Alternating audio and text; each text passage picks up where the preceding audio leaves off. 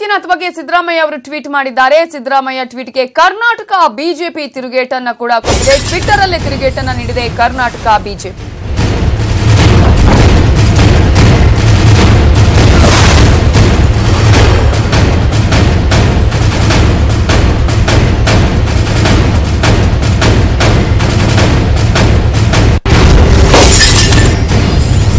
ಆದಿತ್ಯನಾಥ್ ಬಗ್ಗೆ ಸಿದ್ದರಾಮಯ್ಯ ಅವರು ಟ್ವೀಟ್ ಮಾಡಿರುವಂತಹ ಹಿನ್ನೆಲೆಯಲ್ಲಿ ಸಿದ್ದರಾಮಯ್ಯ ಟ್ವೀಟ್ಗೆ ಕರ್ನಾಟಕ ಬಿಜೆಪಿ ಕೂಡ ತಿರುಗೇಟನ್ನ ನೀಡಿದೆ. ಟ್ವಿಟರ್ ಅಲ್ಲೇ ತಿರುಗೇಟನ್ನ ನೀಡಿದೆ ಕರ್ನಾಟಕ ಬಿಜೆಪಿ. ಈ ಮೂಲಕ ಈಗಾಗಲೇ ಕರ್ನಾಟಕದಲ್ಲಿ ಒಬ್ಬರು ಬಿಳಿ ಅಂಗಿ ತೊಟ್ಟವರಿದ್ದಾರೆ, ಬಿಳಿ ಪಂಚೆ ತೊಟ್ಟ ಮಾಜಿ ಮುಖ್ಯಮಂತ್ರಿ ಕೂಡ ಇದ್ದಾರೆ. ನೋಡೋಕೆ ತುಂಬಾ ಸಂಭಾವಿತರ ತರ ಕಾಣ್ತಾರೆ ಅಂತ ಹೇಳಿ ಈಗಾಗಲೇ ಕರ್ನಾಟಕ ಬಿಜೆಪಿ ಟ್ವಿಟರ್ ಅಲ್ಲೇ ತಿರುಗೇಟನ್ನ ಕೂಡ ನೀಡಿದೆ. ನೋಡೋಕೆ ಅವರು ಸಂಭಾವಿತರ ತರ ಕಾಣ್ತಾರೆ, ಬಿಳಿ ಪಂಚೆ ತೊಟ್ಟ ಮಾಜಿ ಮುಖ್ಯಮಂತ್ರಿ ಇದ್ದಾರೆ ಅಂತ ಟ್ವಿಟರ್ ಅಲ್ಲೇ ತನ್ನ ಹೇಳಿಕೆಯನ್ನ ನೀಡುವುದರ ಮೂಲಕ ಸಮಾರಂಭದಲ್ಲಿ ದುಶ್ಯಾಸನನ ತರ ಹೆಣ್ಣು ಮಕ್ಕಳ ಸೆರಗು ಎಳಿತಾರೆ, ಸಾಮಾನ್ಯರ ತರ ಕಾಣ್ತಾರೆ, ಕೋಟಿ ಬೆಲೆ ಬಾಳುವಂತಹ ವಾಚನ್ನ ಕಟ್ತಾರೆ, ಯಾರಿವರು ಗೊತ್ತೇ ಅನ್ನುವಂತಹ ಪ್ರಶ್ನೆಯನ್ನ ಬಿಜೆಪಿ ಹೇಳುವುದರ ಮೂಲಕ, ಬಿಜೆಪಿ ಅಲ್ಲಿ ಪ್ರಶ್ನೆಯನ್ನ ಕೇಳುವುದರ ಮೂಲಕ ಟ್ವಿಟರ್ ಅಲ್ಲೇ ಕರ್ನಾಟಕ ಬಿಜೆಪಿ ತಿರುಗೇಟನ್ನ ನೀಡಿದೆ.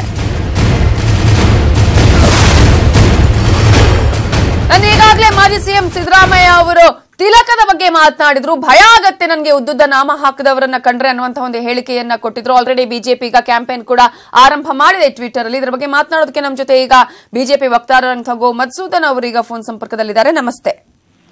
ನಮಸ್ಕಾರ ಮೇಡಮ್. ಈಗಾಗಲೇ ಮಾಜಿ ಸಿಎಂ ಸಿದ್ದರಾಮಯ್ಯ ಅವರು ಮೊನ್ನೆ ಒಂದು ಸಮಾರಂಭದಲ್ಲಿ ಈ ರೀತಿಯ ಹೇಳಿಕೆಯನ್ನ ಕೊಟ್ಟಿದ್ರು. ಆದ್ರೆ ಈಗ ಬಿಜೆಪಿ ಉದ್ದದ ನಾಮವನ್ನ ಹಾಕುವುದರ ಮೂಲಕ ಒಂದು ಅಭಿಯಾನವನ್ನ ಮಾಡುವುದರ ಮೂಲಕ ಏನ್ ಹೇಳೋದಕ್ಕೆ, ಏನ್ ಸಂದೇಶ ನೀಡೋದಕ್ಕೆ ಪ್ರಯತ್ನ ಪಡ್ತಾ ಇದೆ? ಮೇಡಮ್, ಒಂದು ಸಂಗತಿ ಸ್ಪಷ್ಟ ಇದೆ ಮೇಡಮ್. ನಾನು ಸಿದ್ದರಾಮಯ್ಯನವರು ಹೇಳಿದ್ದೇನೆ ಒಪ್ಕೋತೀನಿ ಮೇಡಮ್. ಸಿದ್ದರಾಮಯ್ಯನವರು ಬಹಳ ಕರೆಕ್ಟ್ ಆಗಿ ಮಾತಾಡಿದ್ದಾರೆ ಮೇಡಮ್. ಅವ್ರನ್ನ 200% ಒಪ್ಕೊಳ್ಳೋ ವ್ಯಕ್ತಿಗಳ ಪೈಕಿ ನಾನೊಬ್ಬ ಮೇಡಮ್. ಯಾಕೆ ಅಂತಂದ್ರೆ ಈಗಿರುವಂತದ್ದು ಇಂಡಿಯನ್ ನ್ಯಾಷನಲ್ ಕಾಂಗ್ರೆಸ್ ಅಲ್ಲ, ಈಗಿರುವಂತದ್ದು ಇಟಾಲಿಯನ್ ನ್ಯಾಷನಲ್ ಕಾಂಗ್ರೆಸ್. ಮತ್ತೆ congress back to the same A O Hume, ಒಬ್ಬ ವಿದೇಶಿ ಪ್ರಾರಂಭ ಮಾಡದಂತ ಕಾಂಗ್ರೆಸ್ ಏನಿದೆ ಅದಕ್ಕೆ ಕಾಂಗ್ರೆಸ್ ಹ್ಯಾಸ್ ಗಾನ್ ಬ್ಯಾಕ್. ಆದ್ರಿಂದ ಈ ಕಾಂಗ್ರೆಸ್ಗೆ, ವಿದೇಶಿ ಕಾಂಗ್ರೆಸ್ಗೆ ತಿಲಕ ಕಂಡ್ರೆ ಆಗುದಿಲ್ಲ. ಯಾಕೆಂದ್ರೆ ತಿಲಕ್ ಅನ್ನುವಂಥವ್ರು ಈ ಕಾಂಗ್ರೆಸ್ ಅನ್ನ ರಾಷ್ಟ್ರೀಯ ಕಾಂಗ್ರೆಸ್ ಮಾಡದಂತ ಒಬ್ಬ ಮಹಾನ್ ನೇತಾರರು. ಲೋಕಮಾನ್ಯ ಬಾಲಗಂಗಾಧರ ತಿಲಕ್ ಅಂತ ಅನ್ನುವಂತ ಹೆಸರಿತ್ತು ಅವ್ರಿಗೆ. ಅವರು ಶಿವಾಜಿ ಜಯಂತಿಯನ್ನ ಕಾಂಗ್ರೆಸ್ನವ್ರ ಮೂಲಕ ಆಚರಣೆ ಮಾಡಿಸಿದ್ರು. ಅವರು ಶುರು ಮಾಡಿದಂತ ಗಣಪತಿ ಉತ್ಸವ ಇಂದಿಗೂ ನಡ್ಕೊಂಡು ಬರ್ತಾ ಇದೆ. ಹೀಗಿರ್ಬೇಕಾದ್ರೆ ಸನ್ಮಾನ್ಯ ಸಿದ್ದರಾಮಯ್ಯನವ್ರಿಗೆ ತಿಲಕ್ ತಿಲಕ್ ಅವ್ರನ್ನ ಕಂಡ್ರೂ ಆಗಲ್ಲ, ತಿಲಕ ಇಟ್ಕೊಂಡವ್ರನ್ನ ಕಂಡ್ರೂ ಆಗಲ್ಲ. ಎಸ್ ಹಾಗೆ ಸಂಪರ್ಕದಲ್ಲಿರಿ ಗೋ ಮಧುಸೂದನ್ ಅವರೇ. ನಮ್ಮ ಜೊತೆ ಮಾತನಾಡಕ್ಕೆ ಸಂಸ್ಥೆಯಾದಂತಹ ಉಗ್ರಪ್ಪ ಅವರೀಗ ಫೋನ್ ಸಂಪರ್ಕದಲ್ಲಿದ್ದಾರೆ. ನಮಸ್ತೆ ಸರ್. ನಮಸ್ಕಾರ. ಈಗಾಗಲೇ ಮಾಜಿ ಸಿಎಂ ಸಿದ್ದರಾಮಯ್ಯ ಅವರು ಮೊನ್ನೆ ಹೇಳಿದಂತಹ ಒಂದು ತಿಲಕದ ವಿಚಾರಕ್ಕೆ ಸಂಬಂಧಪಟ್ಟಂತೆ ಬಿಜೆಪಿ ಈಗ ತಿಲಕವನ್ನ ಹಾಕಿ ಸೆಲ್ಫಿಯ ಒಂದು ಅಭಿಯಾನವನ್ನ ಕೂಡ ಆರಂಭ ಮಾಡಿದೆ. ಜೊತೆಗೆ ಈಗಾಗಲೇ ಹೇಳ್ತಾ ಇರುವಂತದ್ದು ಭಾರತೀಯ ಸಂಸ್ಕೃತಿ ಅದು, ಯಾಕಂದ್ರೆ ಯಾವುದೇ ಜಾತಿ ಪಕ್ಷಕ್ಕೆ ಇರುವಂತಹ ಒಂದು ವಿಚಾರ ಅಲ್ಲ ಅಂತ ಹೇಳಿ. ಜೊತೆಗೆ ಈ ಹಿಂದಿನ ಒಂದು ಕಾಂಗ್ರೆಸ್ ಏನಿತ್ತು ಆ ಹಿಂದಿನ ಕಾಂಗ್ರೆಸ್ ಆಗೋದ್ರಿಂದ ಭಯ ಪಡ್ಲೇಬೇಕು ಅಂತ ಹೇಳಿ ಏನ್ ಹೇಳಕ್ ಬಯಸ್ತೀರಾ? ನೋಡಿಮ್ಮ, ನಾನು ಸ್ಪಷ್ಟಪಡಿಸ್ತೇನೆ. ವಾಚ್ ಬಗ್ಗೆ ಯಾರೋ ಮಾತನಾಡಿದ್ರು ಅಂತ ಕೇಳಿದೆ.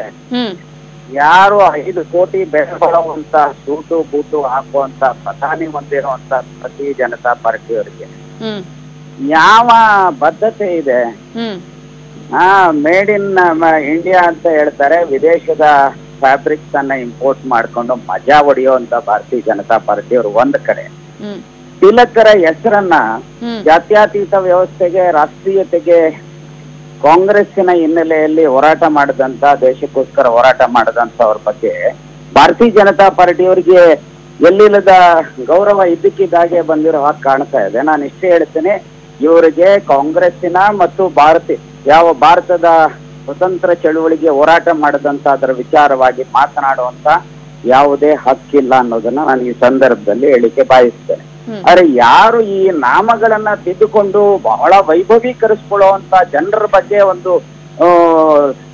ಸಿದ್ದರಾಮಯ್ಯನವರು ಮಾತನಾಡಿದ್ದಾರೆ ಅಂತ ಹೇಳಿದ್ರೆ, ಯಾಕೆಂದ್ರೆ ಉದರ ವೈರಾಗ್ಯವಿದು ಪದುಮನಾಭನಲ್ಲಿ ಲೇಸ ಬಗುತಿ ಇಲ್ಲ, ಉದಯ ಕಾಲದಲ್ಲೆದ್ದು ಗಡಗಡ ನಡಗುತ್ತ ನದಿಯಳು ಮಿಂದೆವೆಂದು ಮದ ಮಾತ್ಸರ್ಯ ಮೋಹ, ಈ ಮದ ಮಾತ್ಸರ್ಯ ಮೋಹ ಈ ಬಿಜೆಪಿನವರು ತುಂಬಿಸ್ಕೊಂಡಿದ್ದಾರಲ್ಲ, ಮದ ಮಾತ್ಸರ್ಯ ಮೋಹವನ್ನ ಒಳಗೆ ತುಂಬಿಟ್ಟು ಬಂದು ಬದಿಯಲ್ಲಿದ್ದವರಿಗೆ ಆಶ್ಚರ್ಯ ತೋರುತ್ತಾ ಕಂಚುಗಾರರ ಅಂಗಡಿಯೊಂದು ಕಂಚು ಇತ್ತಾಳೆಯ ಪ್ರತಿಮೆಯ ನರಳಿ ಮಿಂಚಲೆನ್ನುತ್ತಾ ಬಹುಜ್ಯೋತಿಗಳ ನಚ್ಚಿ ವಂಚನೆಯಲ್ಲಿ ಈ ನಾಮ ತಿಲಕ ಮತ್ತೊಂದನ್ನ ಇಟ್ಟುಕೊಂಡು ಏನು ಮಾಡ್ತಾ ಇದ್ದಾರಲ್ಲ, ಈ ನಾಮದ ಬಗ್ಗೆನೆ ಸುಪ್ರೀಂ ಕೋರ್ಟ್ ಹೋಗಿತ್ತು. ಒಂದು ನಾಮ ಹಾಕೋಬೇಕು, 3 ನಾಮ ಹಾಕೋಬೇಕು ಅಂತ ಹೇಳಿ ಸುಪ್ರೀಂ ಕೋರ್ಟ್. ಅಲ್ಲ, ಈಗ ನಿಮ್ಗೂ ಕೂಡ ಅದೇ ರೀತಿ ಆಕ್ಷೇಪ ಇದೆಯಾ ಅಂತ ಹೇಳಿ, ಈಗ ತಿಲಕ ಹಾಕೋದ್ರ ಬಗ್ಗೆ, ನಾಮ ಹಾಕೋದ್ರ ಬಗ್ಗೆ ಅವರವರ ಭಾವನೆಗಳಿಗೆ ತಿಲಕ ಹಾಕೊಂಡಾಕ್ಷಣಕ್ಕೆ ದೇವರು ಪ್ರತ್ಯಕ್ಷ ಆಗ್ತಾರೆ. ಒಬ್ರು ನಾಮ ಒಂದು ನಾಮ ಹಾಕೊಳ್ತಾರೆ, ಒಬ್ರು 3 ನಾಮ ಹಾಕೊಳ್ತಾರೆ, ಒಬ್ರು ಬೊಟ್ಟು ಇಟ್ಕೊಳ್ತಾರೆ, ಒಬ್ರು ಏನು ಇಟ್ಕೊಳ್ದೇನೆ ದೇವರನ್ನ ಪ್ರಾರ್ಥಿಸ್ತಾರೆ. ಹಾಗಾಗಿ ಒಬ್ಬೊಬ್ರು ಒಂದೊಂದು ಭಾವನೆ ಇಲ್ಲ. ಆದ್ರೆ ಕೆಲವರು ಏನ್ ಮಾಡ್ತಾರೆ ಅಂತಂದ್ರೆ, ನಾವು ಇಂಥ ಆರ್ಗನೈಸೇಷನ್ಗೆ ಸೇರಿರೋರು ಅನ್ನೋದನ್ನ ತೋರಿಸ್ಕೊಳ್ಳೋದಕ್ಕೋಸ್ಕರ ಏನು ನಾಮಗಳನ್ನ ಇಟ್ಕೊಂಡು ಬರ್ತಾರಲ್ಲ, ಅದರ ಬಗ್ಗೆ ಒಂದಿಷ್ಟು ಅವ್ರು ಹೇಳಿರ್ಬೋದೇ ಹೊರತು ಯಾರು ಸಹ ಸಂಪ್ರದಾಯಗಳ ಬಗ್ಗೆ, ಸಂಸ್ಕೃತಿಯ ಬಗ್ಗೆ ನಾವ್ಯಾರು ಸಹ ವಿರೋಧ ಇಲ್ಲ ಅನ್ನೋದನ್ನ ಹಾಗೆ ಸಂಪರ್ಕದಲ್ಲಿರಿ ಉಗ್ರಪ್ಪ ಅವರೇ. ಗೋಮತ್ ಸುಂದರ್ ಅವರೇ, 2 ವಿಚಾರಗಳನ್ನ ಇಲ್ಲಿ ಪ್ರಸ್ತಾಪ ಮಾಡಿದ್ರು. ಒಂದು, ಸ್ವಾತಂತ್ರ್ಯ ಚಳವಳಿ, ಸ್ವಾತಂತ್ರ್ಯದ ವಿಚಾರದ ಬಗ್ಗೆ ಮಾತಾಡುವಂತಹ ನೈತಿಕ ಹಕ್ಕು ಇಲ್ಲ ಅನ್ನುವಂಥದ್ದು. ಇನ್ನೊಂದ್ ಕಡೆ ಸಂಸ್ಕೃತಿಯ ವಿಚಾರದಲ್ಲಿ ಯಾರು ಮಾತಾಡಲಿಲ್ಲ, ಸಂಘಟನೆ ಕೆಲವೊಂದು ಆರ್ಗನೈಸೇಷನ್ ಬಗ್ಗೆ ಅಂತ ಏನ್ ಹೇಳಕ್ ಬಯಸ್ತಾರೆ? ಉಗ್ರಪ್ಪ ಅವರು ಕೂಡ ಇದ್ದಾರೆ. ಮೇಡಮ್, ಮೊದಲನೇದಾಗಿ ನಾನು ಸನ್ಮಾನ್ಯ ಶ್ರೀ ಉಗ್ರಪ್ಪನವ್ರನ್ನ ಅಭಿನಂದಿಸ್ತೇನೆ. ಅವರು ಬಹಳ ಚೆನ್ನಾಗಿ ಪುರಂದರದಾಸರು ಬರೆದಂತಹ ಒಂದು ಕೀರ್ತನೆಯನ್ನ ಹೇಳಿದ್ರು. ಮತ್ತೆ ಸನ್ಮಾನ್ಯ ಉಗ್ರಪ್ಪನವರು ಇಲ್ಲಿ ತನಕ ಪುರಂದರದಾಸರು ನಾಮ ಹಾಕೊಳ್ಳದೆ ಇರುವಂತ ಫೋಟೋ ಯಾವ್ದಾರ ನೋಡಿದಾರಾ, ಅಥವಾ ನೀವ್ ಯಾವತ್ತಾರ ಪುರಂದರದಾಸರು ನಾಮ ಹಾಕೊಳ್ಳದೆ ಇರುವಂತ ಫೋಟೋನ ಯಾವತ್ತಾರ ನೋಡಿದೀರಾ ಅಂತ ಅನ್ನೋದನ್ನ ದಯಮಾಡಿ ಸ್ಪಷ್ಟಪಡಿಸ್ಬೇಕು. Point number 1. ಇನ್ನು 2ನೇದಾಗಿ, ಇನ್ನು ಲೋಕಮಾನ್ಯ ತಿಲಕರು ಜಾತ್ಯತೀತರಾಗಿದ್ರು ಅಂತ ಹೇಳಿ ಇವ್ರಿಗೆ ಯಾರು ಹೇಳಿದ್ರು ನನಗಂತೂ ಗೊತ್ತಿಲ್ಲ. ಯಾಕೆಂದ್ರೆ ಲೋಕಮಾನ್ಯ ತಿಲಕರು ಶಿವಾಜಿ ಜಯಂತಿಯನ್ನ ಪ್ರಾರಂಭ ಮಾಡಿದ್ರು. ಲೋಕಮಾನ್ಯ ತಿಲಕರು ಗಣೇಶೋತ್ಸವನ ಸಾರ್ವಜನಿಕ ಜೀವನದಲ್ಲಿ ಮಾಡಿದ್ರು. ಇವ್ರಿಗೆ ಶಿವಾಜಿ ಕಂಡ್ರೆ ಆಗಲ್ಲ, ಇವ್ರಿಗೆ ಗಣೇಶನ್ ಕಂಡ್ರೆ ಆಗೋದಿಲ್ಲ. ಹಾಗಿರ್ಬೇಕಾದ್ರೆ ಇವ್ರಿಗೆ ಇದೆರಡೂ ಸಹ ಕಮ್ಯುನಲ್ ಅಂತ ಹೇಳಿ ಅನ್ನಿಸ್ತಂತ ಜನಗಳು ಇವ್ರಿಗೆ ಅದು ಯಾವಾಗ ತಿಲಕರು ಇವ್ರಿಗೆ ಕಾಣಿಸ್ಬಿಟ್ರೋ ಗೊತ್ತಾಗ್ಲಿಲ್ಲ. ಮತ್ತೆ ಇನ್ನು 2ನೇದಾಗಿ, ನಮ್ಮ ಸಂಘವ ಪ್ರಾರಂಭ ಮಾಡಿದಂತ RSS ಪ್ರಾರಂಭ ಮಾಡಿದಂತ ಡಾಕ್ಟರ್ ಕೇಶವರಾವ್ ಬಲರಾಮಪ್ಪ ಹೆಡ್ಗೇವಾರ್ ಅವರು ತಿಲಕರ ನೇತೃತ್ವದ ಕಾಂಗ್ರೆಸ್ನಲ್ಲೇ ಇದ್ದಂಥವ್ರು, ಅವರ ಸ್ವದೇಶಿ ಚಳವಳಿಯಲ್ಲೇ ಭಾಗವಹಿಸಿದಂಥವ್ರು, ವಿದೇಶಿ ವಸ್ತುಗಳ ಬಹಿಷ್ಕಾರದಲ್ಲಿ ಭಾಗವಹಿಸಿದ್ರು, ಮಹಾತ್ಮ ಗಾಂಧಿ ಅವರ ಚಳವಳಿಯಲ್ಲಿ ಭಾಗವಹಿಸಿದ್ರು, ಉಪ್ಪಿನ ಸತ್ಯಾಗ್ರಹದಲ್ಲಿ ಜೈಲಿಗೆ ಹೋಗಿದ್ರು. ಮಧ್ಯಪ್ರದೇಶದ ಅವಾಗಿದ್ದಂಥದ್ದು ಸೆಂಟ್ರಲ್ ಪ್ರಾವಿನ್ಸಸ್ ಅಂಡ್ ಬಿರಾರ್ ಅಂತ ನಾಗ್ಪುರ್ ಇದ್ದಂಥದ್ದು, ಅಲ್ಲಿಯ ಆ ಇಡೀ ಸ್ಟೇಟ್ ನ ಜನರಲ್ ಸೆಕ್ರೆಟರಿ ಆಗಿದ್ರು. ಆದ್ರಿಂದ ಆ ಕಾಂಗ್ರೆಸ್ಸೇ ಬೇರೆ, ಅದು ಇಂಡಿಯನ್ ನ್ಯಾಷನಲ್ ಕಾಂಗ್ರೆಸ್. ಈಗಿರುವಂತ ಕಾಂಗ್ರೆಸ್ಸೇ ಬೇರೆ. ಉಗ್ರಪ್ಪ ಅವರೇ, ಈಗಾಗಲೇ ನೀವು ಕೇಳಿದ್ರಿ ಅವ್ರು ಹೇಳಿರುವಂತದ್ದು ಆ ಕಾಂಗ್ರೆಸ್ ಬೇರೆ. ಉಗ್ರಪ್ಪ ಅವರೇ ನೋಡಿ, ಬಾಲಗಂಗಾಧರ ತಿಲಕರು ಜಾತ್ಯತೀತ ವ್ಯವಸ್ಥೆಗೆ ನಂಬಿಕೆ ಇಟ್ಟಿದ್ರು ಅನ್ನೋದು ಸರ್ವಕಾಲಿಕ ಸತ್ಯ.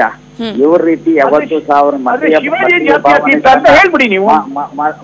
ಮತೀಯ ಭಾವನೆಗಳನ್ನ ಹೊಂದಿರಲಿಲ್ಲ. ಇದನ್ನ ನಾನು ಸ್ಪಷ್ಟಪಡಿಸ್ತೇನೆ. ಸೊ ಹಾಗಾಗಿ ಶಿವಾಜಿ ಅವರು ಸಹ ನಾನು ಜಾತಿವಾದಿ ಅಂತ ಹೇಳಿ ಎಂದೂ ಸಹ ಹೇಳಿಲ್ಲ, ಹೇಳೋದಕ್ಕೂ ಹೋಗೋದಿಲ್ಲ. ಇದನ್ನ ನಾನು ಸ್ಪಷ್ಟಪಡಿಸ್ತೇನೆ. ಯಾರು ಒಂದ್ ತಿಳ್ಕೋಬೇಕಾಗತ್ತೆ, ಮೊನ್ನೆ ತಾನೇ ಶಿವರಾತ್ರಿಯನ್ನ ಆಚರಣೆ ಮಾಡಿದ್ವಿ.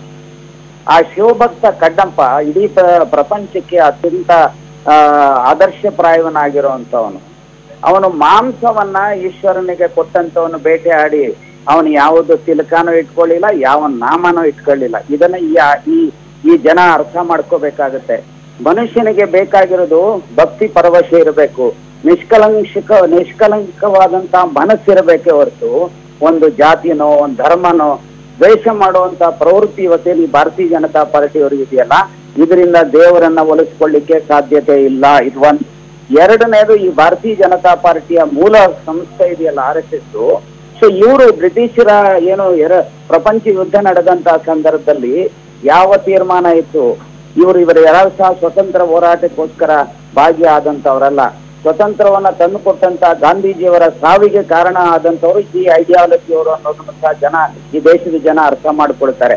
ಹಾಗಾಗಿ ಭಾರತೀಯ ಜನತಾ ಪಾರ್ಟಿಯ ನಾಮದ ಬಗ್ಗೆನೋ ತಿಲಕದ ಬಗ್ಗೆನೋ ಸಹ ದೊಡ್ಡ ವ್ಯಾಖ್ಯಾನ ಮಾಡುವಂತ ಹೋರಾಟಗಳನ್ನ ಮಾಡುವಂತ ಮೊದಲು ಹೇಳಿ ಅವ್ರ ಪ್ರೈಮ್ ಮಿನಿಸ್ಟರ್ಗೆ 5 ಕೋಟಿ ಬೆಲೆ ಬಾಳುವಂತ ವಿದೇಶದ ಸೂಟ್ ಅನ್ನ ಹಾಕೊಂಡು ಬಂದಿರಲ್ಲ.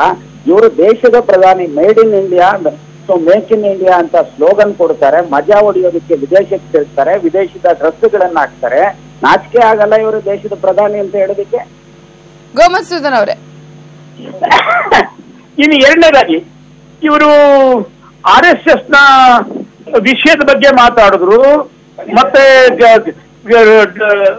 ಕಾಂಗ್ರೆಸ್ಸಿನ ಅಧ್ಯಕ್ಷರಾಗಿದ್ದಂತ ಸುಭಾಷ್ ಚಂದ್ರ ಬೋಸ್ ಅವರು ಯಾರನ್ನ ಕಾಂಗ್ರೆಸ್ ಇವತ್ತೂ ಒಪ್ಕೊಂಡಿಲ್ಲ. ನೆಹರು ಅವರ ಕಾಂಗ್ರೆಸ್ಸು ಸುಭಾಷ್ ಚಂದ್ರ ಬೋಸ್ ಕಂಡ್ರೆ ಆಗ್ತಾ ಇರಲಿಲ್ಲ. ಅಂತ ಸುಭಾಷ್ ಚಂದ್ರ ಬೋಸ್ ಅವರು RSS ನ ಸಂಸ್ಥಾಪಕರಾದಂತ ಡಾಕ್ಟರ್ ಹೆಡ್ಗೇವಾರ್ ಅವ್ರ ಜೊತೆ ಆತ್ಮೀಯ ಸಂಬಂಧವನ್ನ ಇಟ್ಕೊಂಡಿದ್ರು. ನಿಜ. ಎರಡನೇ ಮಹಾಯುದ್ಧದ ಸಮಯದಲ್ಲಿ ಸುಭಾಷ್ ಚಂದ್ರ ಬೋಸ್ ಅವರು RSS ನವರ ಮಾತನ್ನೇ ಕೇಳು.